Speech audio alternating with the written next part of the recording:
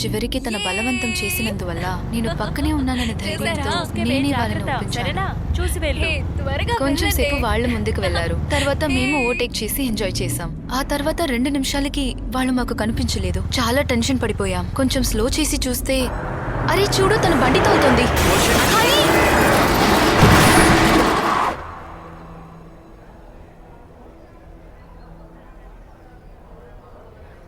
ఇలాంటి టైంలో వాడిని మేము వదిలేస్తే అది ఫ్రెండ్షిప్ ఎలా అవుతుంది అంకుల్? మీరు వాడిని తీసుకెళ్ళండి, కానీ ఇప్పుడు కాదు. వాడికి బాగా నడిచిన తర్వాత తీసుకెళ్ళండి. అంతవరకు ఎందుకు అమ్మని బాధపడతారు? శ్యామ్ తప్పులేదు, అన్నిటికీ ఆనే కారణం తెలిసిన తర్వాత వాళ్ళ నాన్న ఎవరిని ఏమనలేదు. అయితే శ్యామ్కి నాన్న తప్ప బంధువులు ఎవరు లేరా? వాళ్ళది ఇంటర్ కాస్ట్ మ్యారేజ్. ఆ తర్వాత వాళ్ళకి వాళ్ళ బంధువులకి ఎటువంటి సంబంధం లేదు. ఓకే. శ్యామ్ వాళ్ళ నాన్న మాకు పర్మిషన్ ఇచ్చిన తర్వాత ప్రాబ్లం ఏంటి అంటే కాలేజ్ మేనేజ్మెంట్ దగ్గర, హాస్టల్ వార్డెన్ దగ్గర పర్మిషన్ తీసుకోవడమే. ఆ తర్వాత మేమందరం కలిసి ఆ పర్మిషన్ కోసం ప్రయత్నించాం. మంచంలో పడ్డవాడిని చూసుకోవడం చిన్న పనేం కాదు.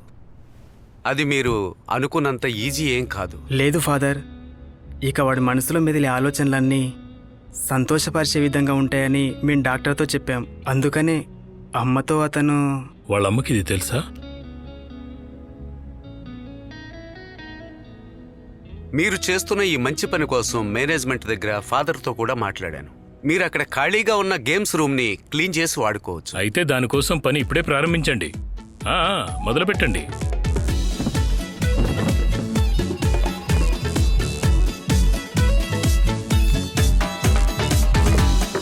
శ్యామ్ని మళ్ళీ మామూలుగా మార్చడానికి డాక్టర్ చెప్పిన విషయం ఏంటంటే వాడు ఏ టెన్షన్ పడకుండా ఎప్పుడూ సంతోషంగా ఉండాలని. దానికోసం మేము చాలా ప్లాన్ చేసాం. వాడిని నవ్వటానికి మేము ఎన్నో తమాషాలు కూడా చేసాం. వెళ్తున్నారా? ఇప్పుడు ప్రశాంతంగా ఉందా మీకు?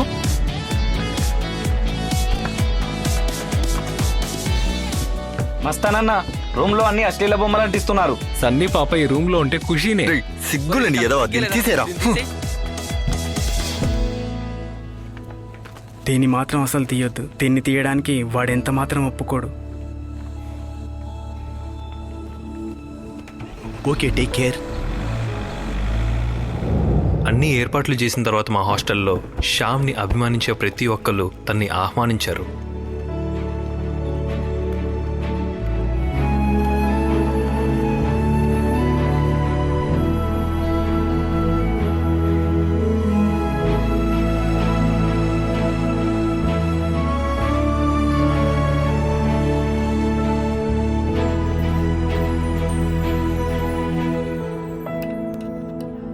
కొంచెం లెఫ్ట్ లెఫ్ట్ లెఫ్ట్.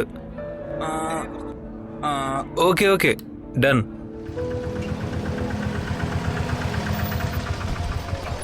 ఒక్కొక్కరిగా దిగండి. రేయ్, అనకాపల్లి అనసూయ పోయి హాస్టల్కి వచ్చింది. రే ఇంకోటి, అరే మూడోది కూడా రా, కానీ ముసల్దిరా. రే మామా, మనం కూడా ట్రై చేద్దామా? ఏంట్రా ఇక్కడేదో పెద్ద మీటింగ్ జరుగుతున్నట్టుంది?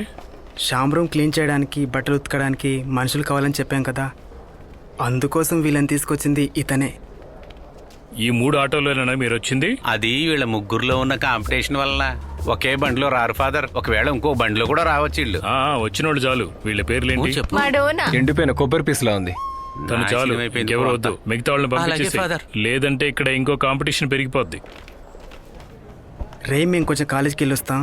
అక్క, 11 గంటలకు మెస్ నుండి జ్యూస్ తెచ్చిస్తారు. దాంతోపాటు ఈ మాత్రలు కూడా ఇవ్వండి. అబ్బాయిలు, మీరు ధైర్యంగా వెళ్ళండి, నేను చూసుకుంటాను. అక్క, మీకు ఏమైనా కావాలంటే ఆ కెమెరా వైపు చేయి చూపిస్తే చాలు. పనిలో చిన్న మెడోన అక్క మేము లేనప్పుడు శ్యామ్ని బాగా చూసుకున్నారు. క్లాస్లో ఉన్నప్పటికీ మా దృష్టి మొత్తం శ్యామ్ మీదే ఉండేది. ఓకే అక్క, మీరు బయలుదేరండి. సరే బాబు, రేపు వస్తాను. సరే, గుడ్ నైట్. శ్యామ్ పరిస్థితి తెలిసిన డాక్టర్ మేము చేసిన పనులు చూసి చాలా సంతోషపడ్డారు. అంతేకాకుండా వాడి నమ్మకాన్ని బలపరచడం కోసం ఇంకొకరిని తీసుకొచ్చారు. ఇంతకన్నా చాలా ఘోరమైన పొజిషన్లో ఉన్న పాత పేషెంట్ తను.